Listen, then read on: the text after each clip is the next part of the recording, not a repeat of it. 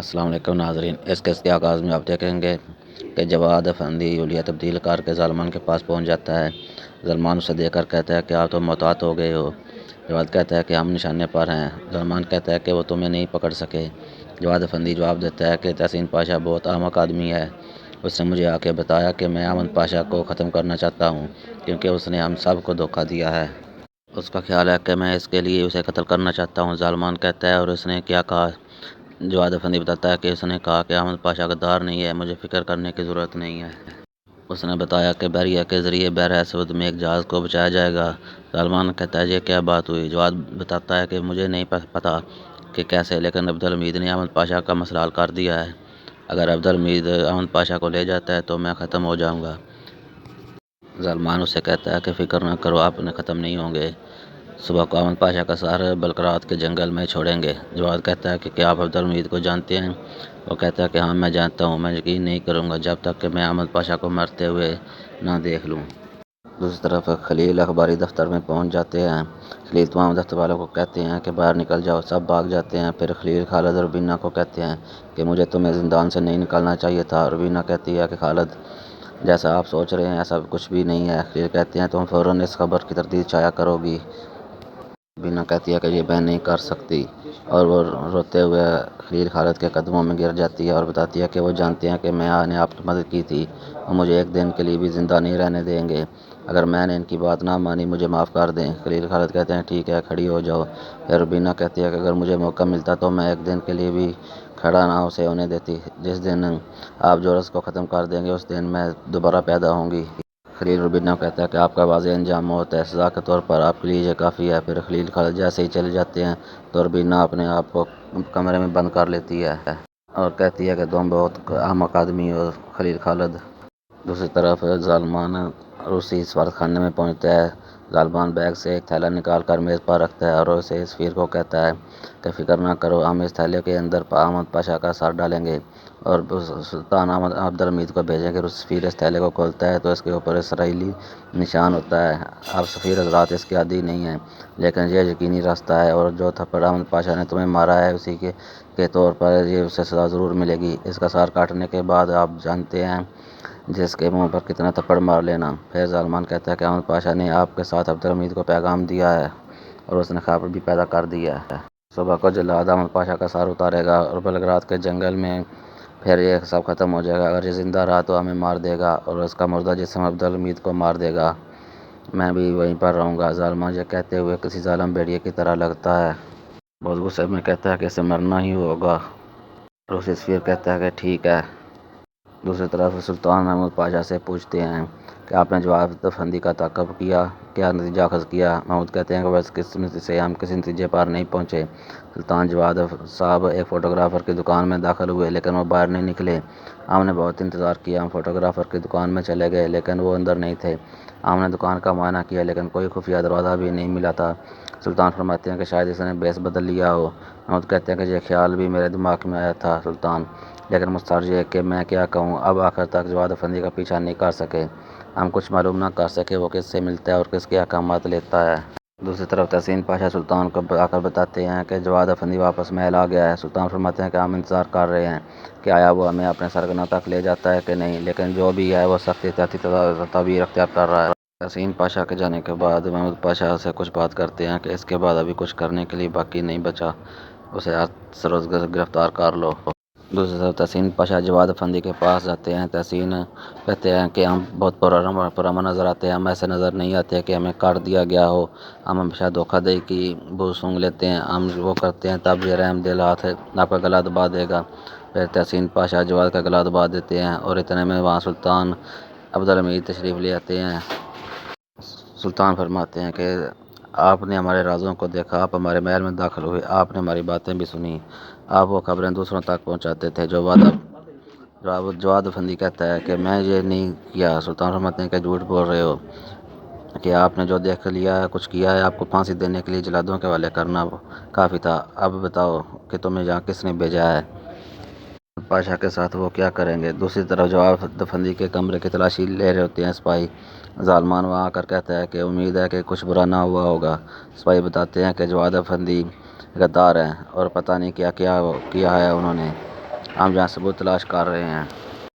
ظالمان کہتا ہے کہ سلطان نے اسے پکڑ لیا ہے۔ اتنے میں وہاں محمود پاشا آ جاتے ہیں۔ وہ کہتے ہیں کہ وہ پکڑا گیا ہے، لیکن مجھے حیرت ہے کہ آپ جواد کے لیے اتنے فکر مند کیوں ہیں؟ ظالمان کہتے ہیں کہ میں جیسا صرف تھا، وہ اس کمرے میں ہوتا ہے تھا، دھوکہ دہی اور وفاداری نہیں ہے پاشا۔ محمود کہتا ہے کہ یہ پرانا فیشن ہے، ہر چیز کی حیثیت بدلتی ہے لیکن خیانت کی نہیں بدلتی، ہر چیز بوڑھی ہوتی ہے لیکن غداری بوڑھی نہیں ہوتی، ہر چیز کی قیمت ہوتی ہے لیکن وفاداری کی کوئی قیمت نہیں ہوتی۔ اگر آپ اس محل میں رہائش پذیر ہیں تو ہر کھلے دروازے سے اپنا سر نہ ٹکرائیے گا۔ یہ بات میری ذہن میں رکھنا۔ اس کے بعد ظالمان باورچی خانے میں پہنچ جاتا ہے اور اپنی بیوی ایسٹر سے کہتا ہے کہ آپ کے لیے یہ باورچی خانہ بہت اہم بہترین جگہ ہے۔ سلطان کے پاس سے ابھر آتا ہے۔ وہ کہتا ہے کہ خبریں دیکھ کر تمام مسئلہ کے سوداگر پریشان ہیں۔ سلطان فرماتے ہیں کہ ہم نے سنا ہے کہ لیکن ہماری ریاست اس قابل ہے کہ ان کا تحفظ یقینی بنائے۔ ابھر کہتا ہے کہ بالکل ہم آپ کے ساتھ متفق ہیں، تاہم جہاں دونوں تاجر خریدنے اور بیچنے والے بالکل مختلف نظریہ لے کر آ رہے ہیں، تاہم جو آ چکے ہیں ان کی سوچ اور ہے اور جنہوں نے آنا ہے ان کی سوچ اور ہے۔ جس شخص کو آپ نے حفاظت کا ذمہ دیا ہے، اس بارے میں شبہات ہیں۔ ہوٹل کے ملازمین کہتے ہیں کہ خلیل خالد قاتل ہیں۔ سلطان فرماتے ہیں تو انہوں نے آپ کو بتایا اور وہ کیا چاہتے ہیں؟ ابھر کہتا ہے کہ وہ سب اپنی زندگی کی حفاظت یقینی بنانا چاہتے ہیں، ایسا حفاظتی لائحہ عمل جو سب کو قبول ہو۔ مجھے یقین ہے کہ یہ ایک بین الاقوامی حکم نامہ سے حاصل ہوگا۔ اگر آپ مجھے اجازت دیں تو میں تمام تاجروں کی حفاظت کا ذمہ لیتا ہوں۔ سلطان فرماتے ہیں کہ ٹھیک ہے ابھر افندی، آپ یہ فرض نبھائیے۔ اس کے بعد دوسری طرف قراسو سے صباح الدین حلیہ تبدیل کر کے ہوٹل میں ملنے آتا ہے۔ صباح الدین کہتا ہے خاموش رہو قراسو، چلانا مت۔ قراسو کہتا ہے کہ فکر نہ کریں، اس حلیہ میں تمہیں تمہارا بابا بھی نہیں پہچان سکتا، اس لیے اطمینان رکھو۔ بتاؤ کہ تم جہاں کب پہنچے ہو؟ صباح الدین کہتا ہے کچھ دن ہوئے ہیں۔ پھر صباح الدین کہتا ہے کہ میرے بابا نے مجھے معاف نہیں کیا، وہ نہیں جانتے کہ میں آیا ہوا ہوں اور میں انہی کے گھر میں ٹھہرا ہوا ہوں، ہمیں کھیل میں دوبارہ شامل ہونا چاہیے قراسو۔ وہ آدمی ظالمان، اس نے ہر طرف سے عبدالحمید کو گھیرا ہوا ہے۔ وہ کہتا ہے کہ اچھا مزہ کرو اور انہیں لڑنے دو۔ صباح الدین کہتا ہے کیا آپ حیران ہوں گے؟ اگر وہ جیت جاتا ہے، اسے برطانیہ نے اس کام کے لیے رکھا ہوا ہے اور وہ سرمایہ کا مالک بھی ہے۔ قراسو کہتا ہے کہ اب آپ اور سرمایہ کے مالک بننے کے لیے کام نہیں کرو گے۔ صباح الدین کہتا ہے کہ میں نے سبق سیکھ لیا ہے، انقلاب کی کوشش کی وجہ سے ان کا بہت مقروض ہو گیا ہوں، اب میں دوبارہ کھیل میں شامل ہونا چاہتا ہوں۔ قراسو، میں پہلے سے پیسے حاصل کر کے اپنا تمام قرض اتاروں گا، پھر دوبارہ ہمارا ہدف عبدالحمید کا ہوگا۔ قراسو، آپ ہمارے ساتھ ہیں؟ قراسو کہتا ہے کہ میں اس لیے تم سے پیار کرتا ہوں۔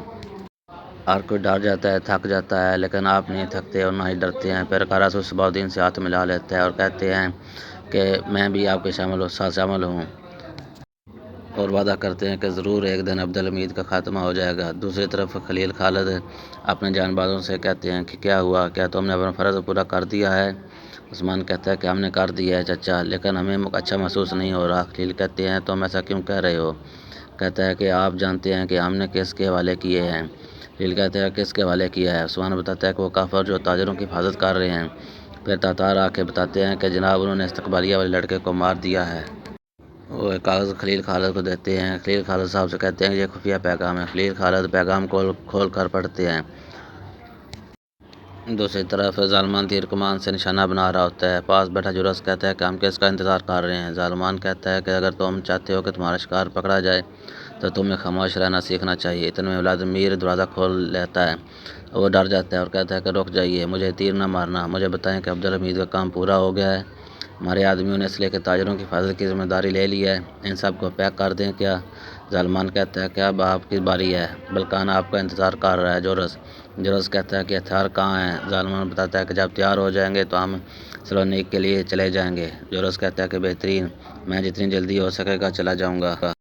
پھر ظالمان ولادیمیر کو کہتا ہے کہ کیا یہ مکمل ہو چکا ہے؟ ولادیمیر بتاتا ہے کہ ہم مکمل ہیں۔ پھر ظالمان کہتا ہے کہ بہترین، میں اسے بھی دیکھنا چاہتا ہوں، پھر مجھے شکار پہ جانا ہے۔ ولادیمیر کہتا ہے کہ شکار کون ہے؟ ظالمان کہتا ہے کہ احمد پاشا، آپ عبدالحمید کا چہرہ دیکھ کر حیران رہ جائیں گے جب وہ احمد پاشا کا سار ایک بوری میں بلکرات کے جنگل میں دیکھے گا۔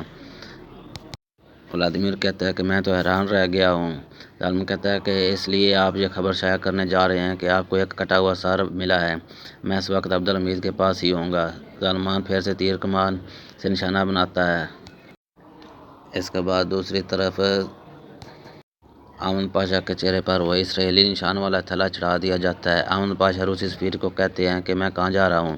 سفیر بتاتا ہے کہ آپ مرنے کے لیے جا رہے ہیں پاشا، کیونکہ تم نے مجھے تھپڑ مارا تھا۔ اس کے بعد امن پاشا پھر سے روسی سفیر کو تھپڑ دے مارتے ہیں۔ اس کے بعد دوسری طرف عبر اسماعیل پاشا کو جا کر بتاتا ہے کہ تمہیں ایک آدمی کو محل سے اغوا کرنا ہے۔ اسماعیل پاشا کہتے ہیں کہ تم مجھے کیا سمجھتے ہو؟ عبر کہتا ہے کہ اس بات پر نہیں ہو سکتی، اگر تم نہیں کرو گے تمہارا سر بھی کاٹ دیا جائے گا۔ ہر چیز کی منصوبہ بندی کی جا چکی ہے۔ پھر اسماعیل پاشا اسماعیل حقی کو کہتے ہیں کہ مجھے ایک معاملہ سنبھالنا ہے، مجھے جانا ہوگا۔ جب وہ جاتے ہیں تو اسماعیل حقی بھی اسماعیل پاشا کے پیچھے چل پڑتے ہیں۔ دوسری طرف سلطان جواد پاشا سے تفتیش مکمل کر چکے ہوتے ہیں۔ سلطان تحسین پاشا کو کہتے ہیں کہ ہمیں وہ مل گیا ہے جو ہمیں چاہیے تھا پاشا، کھانا لے آؤ، وہ ہمارے آس پاس ہی آئے گا، تیار ہو جاؤ، ہم جا رہے ہیں اور وہ بہت جلدی مل جائے گا۔